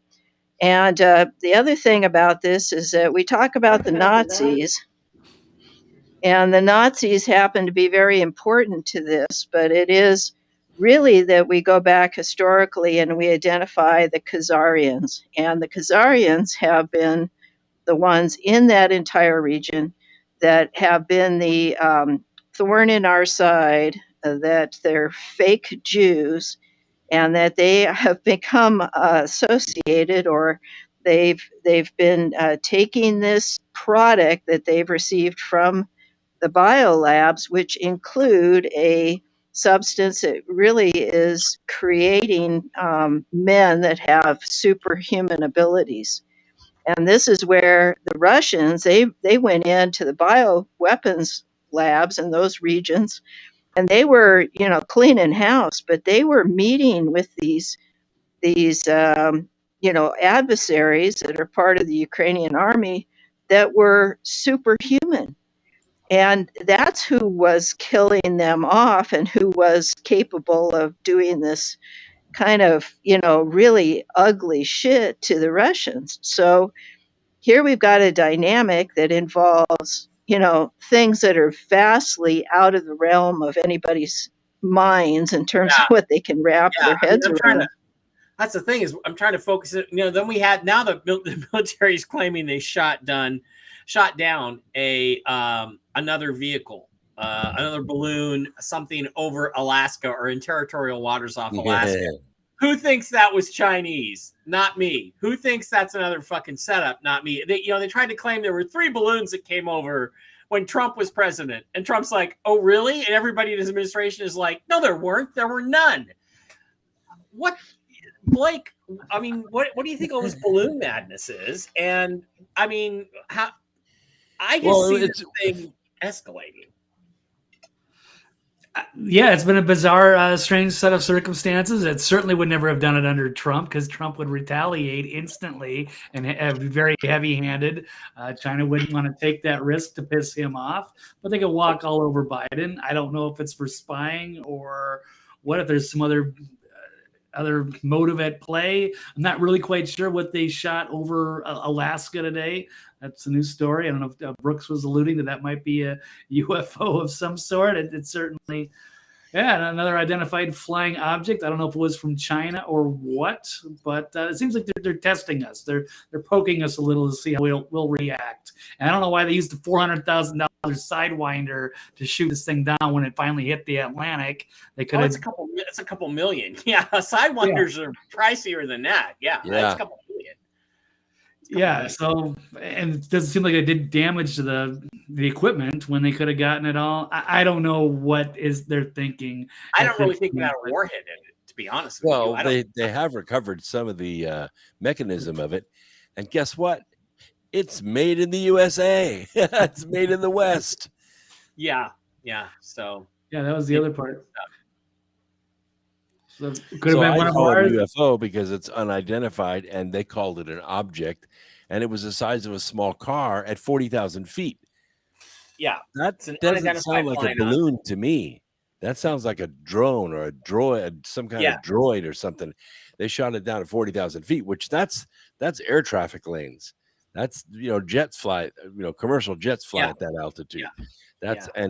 but and this thing about Trump, balloons coming over during Trump. Well, we didn't tell him. We didn't tell him because we thought he would overreact. Oh, really? So That's treason, by the way. Thank you. Yeah. so thank you. now you're going to tell us that those drones came over. That's two acts of treason. One is keeping it from Trump, and the other is divulging this top secret operation. Right. Now, You're right. just to cover up Joe Biden. Right. Just like they found classified documents in Mike Pence's garage. Yeah, sure they did. Sure they did. Yeah, because this happens all the time. It's completely normal for presidents and vice presidents to have classified documents relating to intelligence operations and stuff like that. Well, the most important thing is that this congressional committee has asked for the documents. What was the nature of the documents that were in the Penn Biden Center? What was the nature of the documents in Joe Biden's garage? Well, we're not going to tell you. Oh, really? Well, I'll tell you what we're going to do. We're going to subpoena those documents, and we're going to send the sergeant at arms over there to serve it. And if you don't give him the documents, we're going to start arresting people starting at the front door. And then we're going to cut off all your funding until you give us the documents. That's what needs to happen, but I don't think Congress can do that much about it. And it's exactly what needs to happen. Okay, guys, let's get out of this issue on a scale of 1 to 10. 10 being absolute, full out, doomsday nuclear cobalt coated bomb, hydrogen bomb exchange. And 1 being, just going to sit around and drink beer and chase alligators. How close are we to World War III right now? 1 to 10. Candace, how close do you think we are to actually being in something that might resemble World War III? World War III, by the way, is overrated. I think there's a whole lot going behind the scenes that we don't know about, and I'd say that we're really at the very low possibility, and I'm going to stick with that. That's what I said last time, but it's just not. It's not going to happen because we are being protected by what I believe are off-worlders that just won't allow it. I think that is a given, and I do also think that Trump is still in control, and we're just making this bad enough so everybody starts to understand what we're up against. We are playing for all the cards right now, all the chips on the table. This is Casino Royale, and if we don't win this time, we might as well just sort of lay down, because it's not going to be a fun world to live in if we allow them, which are very few. This is very few. They're losing their people really quickly. So if what we're fighting is infiltrators into our own country, which is really infiltration, not invasion, and it comes down to cyber war. And that's where I've been, very clear that this is what's happening behind the scenes. We're taking control of the networks. And as soon as that happens, boom, it's over. So that's my prediction, too. So you think a 3, 2, 1, 0 not going to happen? A 2. 2. 2. Okay. I mean, very low. Yeah, okay. I hear you. Dr. Brooks Agnew, how close do you think we are to an actual World War III scenario? Well, I think it's about an 8.5. And here's why I say that, because the Russians are all in, and they're going to do it conventionally. Like I said, there's 500,000 troops on the border getting ready to go in and clean this up. Now, you're not going to do that if you're going to use nuclear weapons. But the reason I say it's 8.5 is because somebody is going to blow off a nuke to try to stop them. Now, here's the thing. The U.S. has stepped up and said, okay, well, we're in a war with Russia. Germany has openly admitted now we're in a war with Russia. Well, be careful what you wish for. Mm-hmm. Mm-hmm. Yeah. Because I don't think we can hit back if we get hit. If we get hit, we'll be too busy cleaning up our own messes and keeping our own people from being injured by having no electricity. We don't need that. We need this guy out of the White House tomorrow, or he is going to kill everybody. Okay. TV's Blake. So that makes you 8.5. TV's Blake Wally. What do you think on a scale of 1 to 10? How close are we to an actual World War III? I'm gonna say a 6. I think we're definitely kind of in one, so to speak, sort of like culturally, financially, I don't know, cybernetically, if that's a word, but not quite militarily. Even though they're trying to get us drummed up. They wanted us to believe the Nord Stream thing, Putin bad, and then get everybody rah, do something. But if they can't get that going, maybe they're going to start something up with China. There's just so many problems here domestically. I think that's the way that they have saved themselves in the past. When everything's failing in the economy, they distract by taking us to some kind of a war. And they could be in a lot of trouble too if people start getting upset at the current administration, and then they can give themselves more power and control. They would definitely do it out of a desperate maneuver, and I just don't think they care anymore. So they're just like reckless psychopaths that will do anything desperate just to save themselves. So I'll say 6. 6. I'm going to go with a 7. And the reason I say 7 is because we have been told that there will be World War III, but it will only be on your screens. In other words, there will appear to be a World War III, but it won't really be happening. And you should react to what's going on around you. Like, it will happen to a certain extent, but we won't see it or feel it over here because it's not going to happen to us. And that's, I think, the kind of thing I've got to go with. I do think we are in. There have been acts of war committed against Russia by the false government of the United States. And I think the only thing that's kept it from escalating into a true all-out war is the fact that I believe Putin knows that Trump is really the president. Sure. And that this is a game that has to be played. And we really shouldn't talk about this because we don't want it to get out that Trump has never really left office and this is all fake. And, there's a lot of things, Candace and Blake and Brooks, there's a lot of things that people are ready for. I think they're ready for a better financial system. Sure. I think they're ready for an end to war. I think they're ready for a lot of truths to be exposed about corruption. But corruption is one thing. Hollywood, government, axis of pedophilia is something even deeper. Aliens goes even deeper than that. And those things, I think, are many years down the road before we hear about those. So I feel like there's only so much that they can take at this point. And I think the next thing that's going to be up is the World War III scenario to try to have an excuse to simply do what we all know needs to be done, which is to get Biden the fuck out of the White House. So, and it has to be more than that. It has to be more than that because it's not just Biden. Biden's the puppet. We need the guy that's behind that teleprompter. Yep. We need that. Because I will add this, the global syndicate has done this to countless worlds for billions of years. They break the society into 3 classes: working poor, soldier class, and political class. That's it. Right now we have a middle class, and the middle class is very strong, and it can get stronger. But that's why they're under attack. Because when the middle class is strong, the syndicate cannot control the world. They can only control the world when there's the working poor, the soldier class, and the political class. And if you want to know what the soldier class is, go down to the DMV. You'll meet one. Okay. All right. Anybody else have anything else before we go on to the entertainment portion of the show on Friday night? Anybody have anything they really want to talk about? Blake? Brooks? Candace? No, Candace, not at all.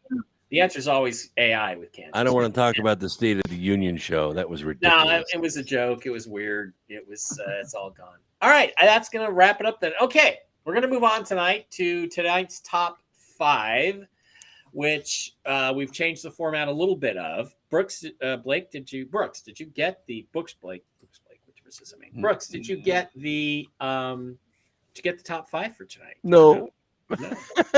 Well. Pre-warning, next week, I want to do your top 5 YouTube channels or channels.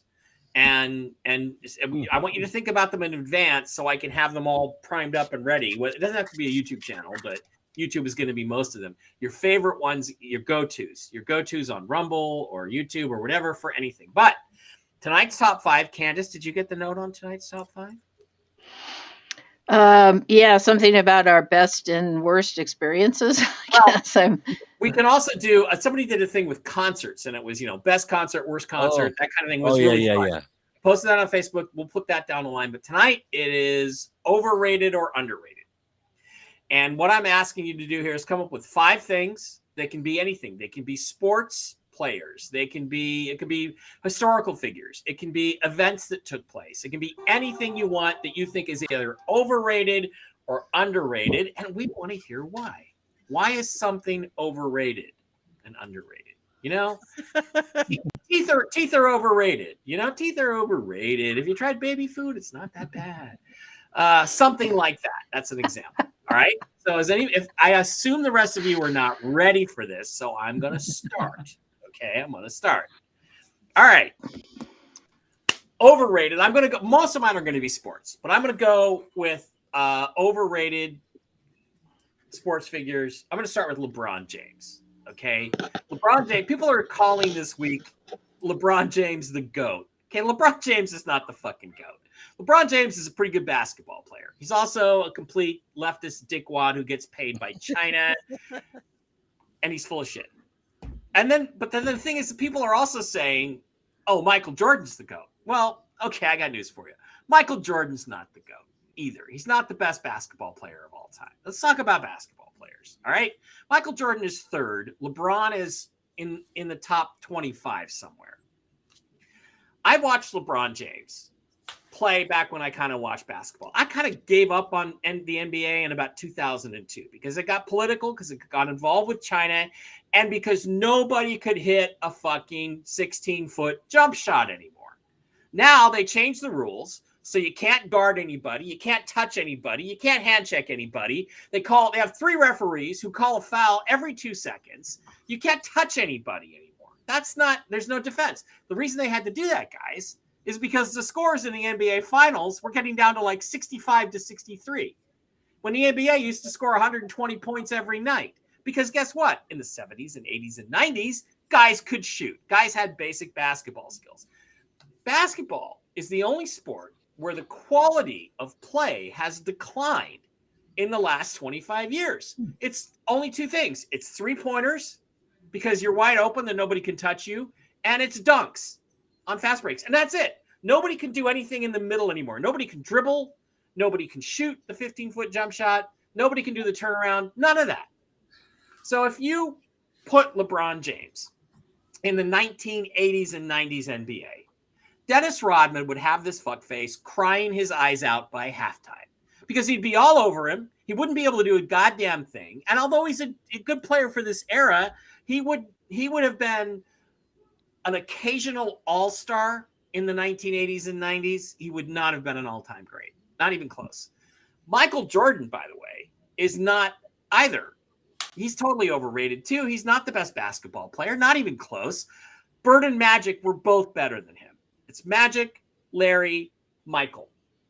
Michael Jordan was in the NBA for 8 years before he won a title. You know who was on top of the NBA for those 8 years, who won pretty much every title? Either Magic or Larry. You know why? Because they were both better than Jordan. And I believe me, I saw all 3 of them play with my eyes, my own eyes. Magic Johnson could do things that were supernatural on a basketball court. He could. I remember one time they were playing the Sonics, and he got a rebound off a shot that was missing. He starts dribbling up the court. And Nate McMillan, one of the best defensive players of his era for the Sonics, is all over him. He's grabbing him. And Magic is doing this. He's dribbling, and he's looking over his shoulder. And while he's got his head turned this way, he passes the ball with his right hand about 40 feet up the court to a running big white lug named Mike Schreck, who nobody saw except Magic Johnson for a dunk, wide open dunk. And it's like, what happened was impossible. The only person in the entire arena full of 15,000 people that could see that was Magic Johnson. He fooled everybody. And I have never seen anything like that. Larry Bird could You gave him that much space, and the ball was shot, and it was going in, and it was incredible. Michael is a great player, great athlete, not as good a basketball player. One last example, and I know I'm going way too long with this because this is my favorite segment. When Magic Johnson was a rookie, his first year, he won the first game they ever played, last second shot. They were in the NBA Finals, the 1980 Lakers, who are one of the greatest teams I've ever seen. They were playing the Philadelphia 76ers. They had Daryl Dawkins, who's a 7-footer, and they had Caldwell Jones, who was a 7-footer. They were both all-stars, both really good players. Kareem Abdul-Jabbar, the fourth best player of all time, although I hate him and his politics too, had migraine problems. He had a migraine. He couldn't play. Game 6, Lakers are up 3-2 in the series. Game 6 in Philadelphia. So you know what the coach did? Paul West said, he goes to Magic and he says, you have to play center. You're 6 feet. He's 6'9". You got to play center. And Magic says, okay. He's a rookie. So you know what he does? He goes out and he scores 42 points. He has 29 rebounds, playing against two guys that are the two of the most big physical players in NBA history who were 6 inches taller than him. And he has 11 assists and wins the game single-handedly for the Lakers. Michael Jordan could not have done that. Larry Bird could not have done that. Only Magic Johnson could have done that. And that was his first year. And he did miracles and magic and all that stuff. And I don't know his personal life. We may find a lot of bad things about him later. But my first overrated, underrated is LeBron. Actually, LeBron and Michael together. So that'll be my first two. So that's kind of an example of what I'm talking about. So Blake, you look like you have something ready. Who's your give me something that's overrated or underrated? And nobody, if anybody says all right, we'll stick on the sports. How about if I just say? It doesn't have to be sports. It can be anything. Go ahead. Yeah, well, I'll go with the New York Yankees as overrated.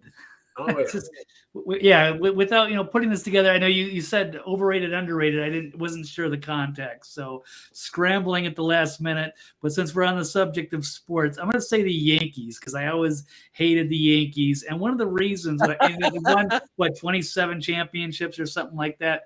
But the thing that they always had like one of the highest payrolls. So I think almost all of their championship, they always had the highest payroll, and I thought that gave them an unfair advantage.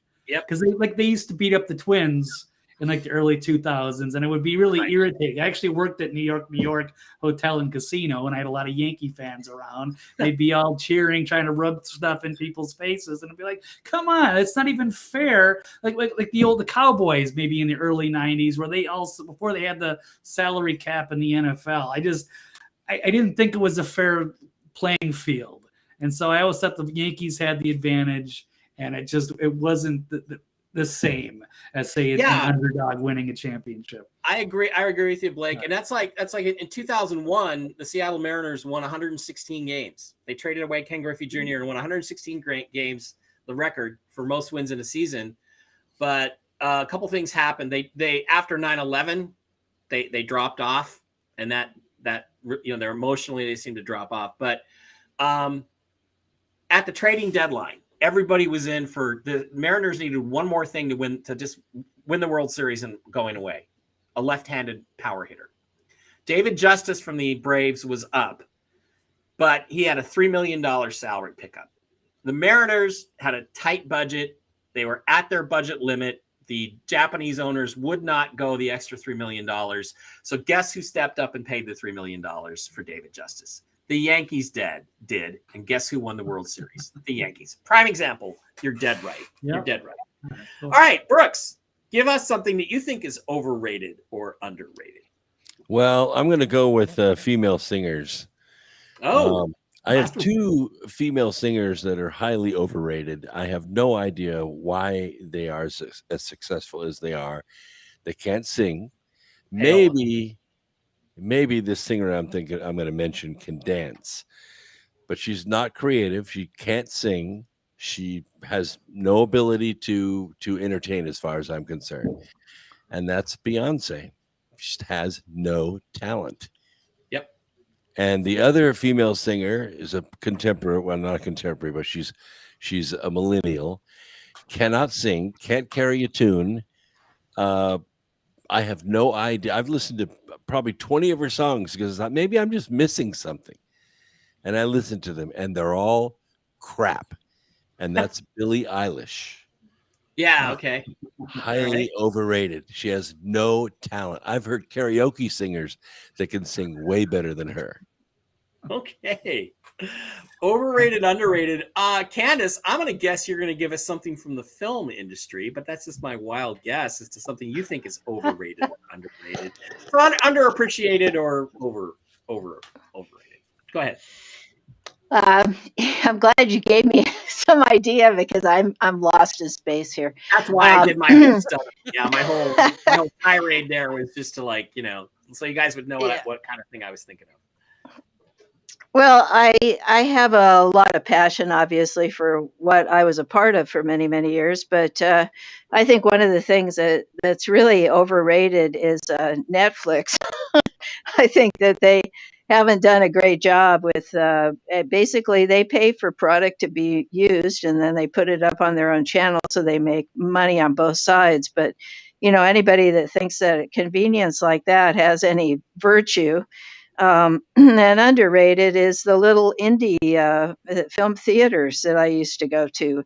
They're basically disappearing, because it was a business that was run by real people that wanted to do real things about real topics, and they just, couldn't make it work. So that's about all I have, because HBO comes to mind as being another one of those I worked with, and I just thought it's a cast of buffoons. I mean, they're just, no talent, no thing in their mind other than just flaunting their wealth.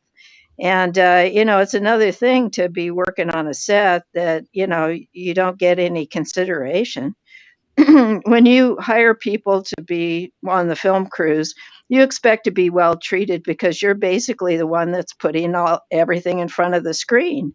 And I worked on several indie films over in Seattle, and I'll tell you, they always treated me well. And even if I was working for free, they treated me like $1,000,000, and that was more important to me than any other thing I could have done for 25 years of my life. So yeah, that's the old indie film theaters where you could see little movies that people made that were phenomenal writing. And I'm trying to think of some things, people like John Hurd, actors like John Hurd made a lot of independent movies back in the 80s, and they were just great movies. They're great to sit through for 2 hours. That really is sad. That really is sad. I agree with you, Candace. Thank you. Okay, you've only got a couple. I noticed there's sort of a debate going on here about Joe Namath. Well, there's a lot of people talk about stats these days. And one of the stats that they talk about is yards in football, throwing passes for yards. Yards don't mean shit. Yards are fantasy stats for guys who are fantasy geeks. In the game, they don't matter. You know why? Because you don't get points for yards. And you can throw all kinds of great passes between the 20s and you never really score any points. Joe Namath, whatever his stats were, had something that a lot of guys didn't have. And he won big games. And he played his biggest in the biggest moments, in spite of his terrible knees and his other things. So that brings me to another one of my overrateds, which is John Elway, who is the worst Super Bowl quarterback of all time. There's a thing called passer rating in the NFL, which the top rating you can get is, I think, 158.9. That means you basically played a perfect game. And anything over 100 is considered a great game. And I will say this about passer rating. A lot of people argue about it. I've never seen a quarterback have what I thought was a great game and have a bad passer rating. And I never saw a quarterback have what I thought was a bad game and have a great passer rating. As an example, Russell Wilson's career Super Bowl passer rating is like 122, which is fantastic. Patrick Mahomes is 78. Patrick Mahomes is also overrated. John Elway's is one of the lowest. He played in 5 Super Bowls. Oh, that makes him a great player. Look, they won the Super Bowl. They finally won because he finally got a good team. No, they won because Mike Shanahan's really smart and gave Terrell Davis the ball 35 times in that game because he knew John Elway was a choke. His passer rating is 58.9, one of the second or third worst of all time in 5 appearances. John Elway choked in the big games. He choked. He was a choker. He's so overrated. He had a gigantic arm. He could throw the ball 1,000 miles an hour. That's about all he could do. He's terrible. So totally overrated. Another overrated, before I give it to Blake and see if he has anything else, the Beatles. The fucking Beatles, other than creating the basic pop song structure from the 1960s forward of intro, verse, chorus,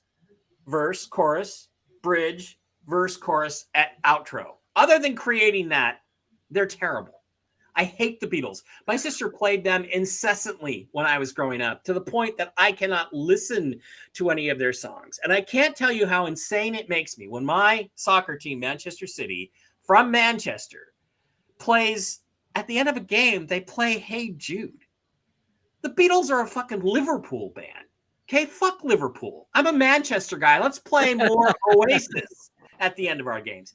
I just feel like they're so worshipped by that 60s generation, Candace, the hippies, who I can't stand, that I think my basic hatred of the left and the 60s, everything to do with the 60s, just, yeah. The Beatles are overrated. The Beatles are so overrated. The Who are so incredibly underrated. It's like, anyway, so that was raw talent. Roger Daltrey was something else. Oh, and if you saw them in their heyday in the late 60s to the mid 70s, which I was lucky enough to do because I am that old, you would never experience. Anybody who doubts me, when we're all together in heaven, I'm going to take you to that Who concert in 76 and you're going to understand. Blake, anything else you want to add to your overrated, underrated list before we get out of here? Since I'm wearing this shirt, I'm gonna have to go with the Dandy Warhols. I think they're underrated, maybe ahead of their time. They just never got quite the recognition or the radio play, but they've had some great albums, a lot of great songs.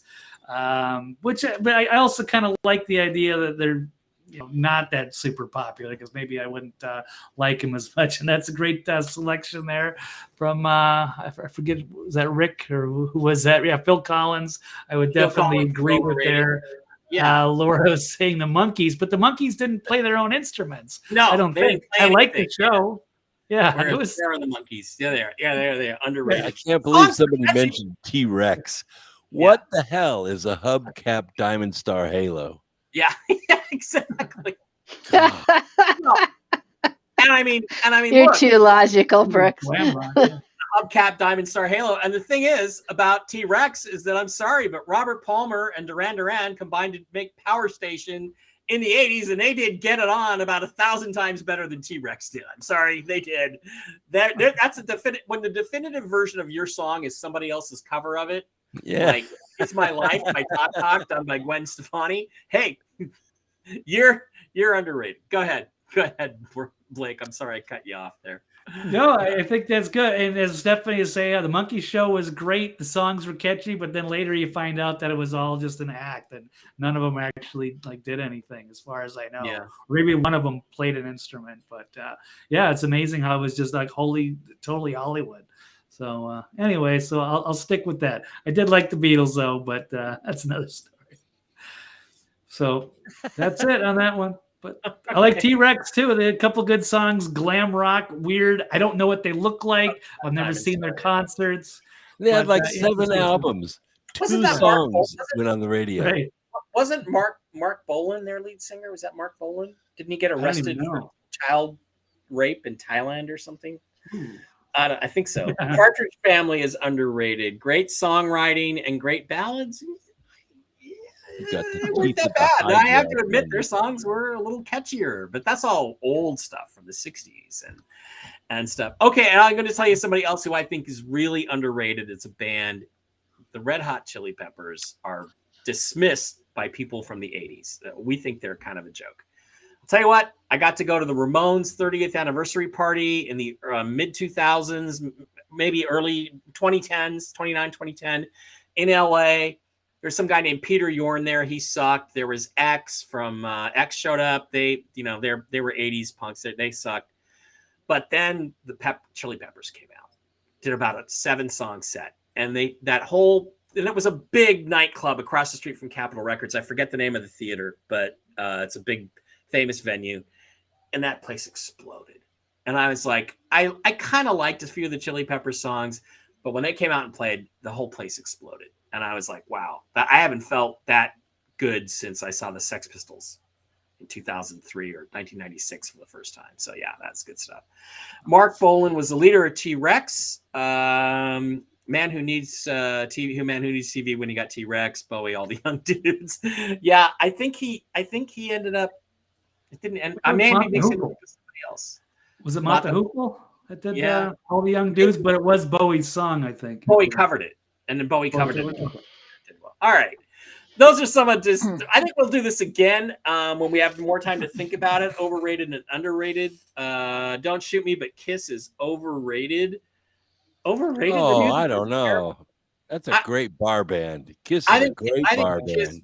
Kiss wrote some of the best hard rock pop songs, especially Paul Stanley, out there. They really did. Rock and Roll All Night is an anthem. I mean, great show. It absolutely is. Fantastic. And you know what? When I go to a club or a bar where they got a DJ, I always ask him to play "I Was Made for Loving You." And let me just tell you, when you're in a club, that's like an awesome club song. Still, 40 years later. But they're kind of like Kiss. I don't think Kiss is overrated because I think Kiss gets total disrespect from the rock and roll snooties, the snooty rock and roll people. I don't think they're overrated at all. I mean, they were the first real big rock show. When you went to a Kiss concert, it was full on everything, lights and pyrotechnics and costumes, and they were all good musicians. Well, Queen and Bowie and Elton John were doing the glitter rock thing in the early 70s, and then Kiss came along and took it to a whole new level. So I agree with you. It's very good. Wow, the debate about Joe Namath is still going on. Stephanie Lynn Jackson says overrated is Seinfeld. I agree. Curb Your Enthusiasm is underrated. I didn't watch it. Well, I think the most underrated car is the Cadillac CTS-V. I'm sorry, what? The Cadillac CTS-V. I helped launch that car. Yeah. 640 horsepower in a luxury car, and it will swallow anything else on the road. It is an amazing vehicle. And one last thing that's underrated before we head out for the evening is the back seat of a 1978 Chevy Camaro as a birth control method. That's vastly underrated because it was. All right. Love you guys. Thanks for being here. I think we can do overrated, underrated. I think we can do that on a repetitive basis. Yeah, that's cool. I'll say, look, come up with two more. Everybody come up with two more overrated, underrated. And I was also going to say another that's highly overrated is the Grateful Dead. Oh, yeah. You hate that. Oh, my gosh. Yeah. Well, that's a cult. I mean, you've got, people that believe in that don't spend any time outside of being stoned. So, these are the criteria, and they are actually the only peoples that you can monitor that still exist to this day. And they're called the Rainbow People. And they've actually had get-togethers here in Hot Springs. I mean, It's like you stand back and you go, these people still exist, and they're all in their 60s and 70s. Listen to Queen. Well, there's a better bands, I admit it. I'm not saying I'm defending them, but it's definitely the cult aspect of the old, 60s rock bands. And you can think of the Beatles as a cult too. And I just want to make a correction because the Beatles actually played 16 gigs in the greater Manchester area during their career. In fact, one of their songs was based on Albert Square, which is right there at the town hall next to the Oasis Club in Manchester.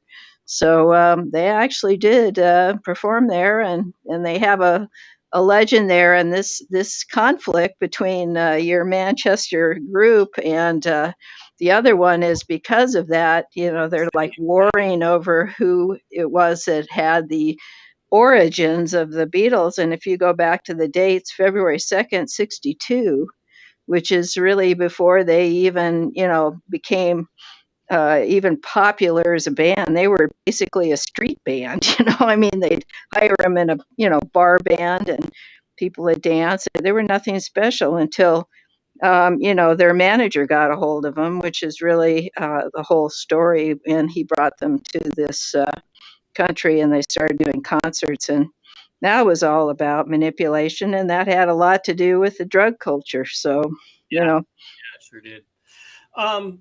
I've been to some great Elton John concerts, and I've watched some terrible ones. All I can say is don't watch anything from the last 10 or 15 years.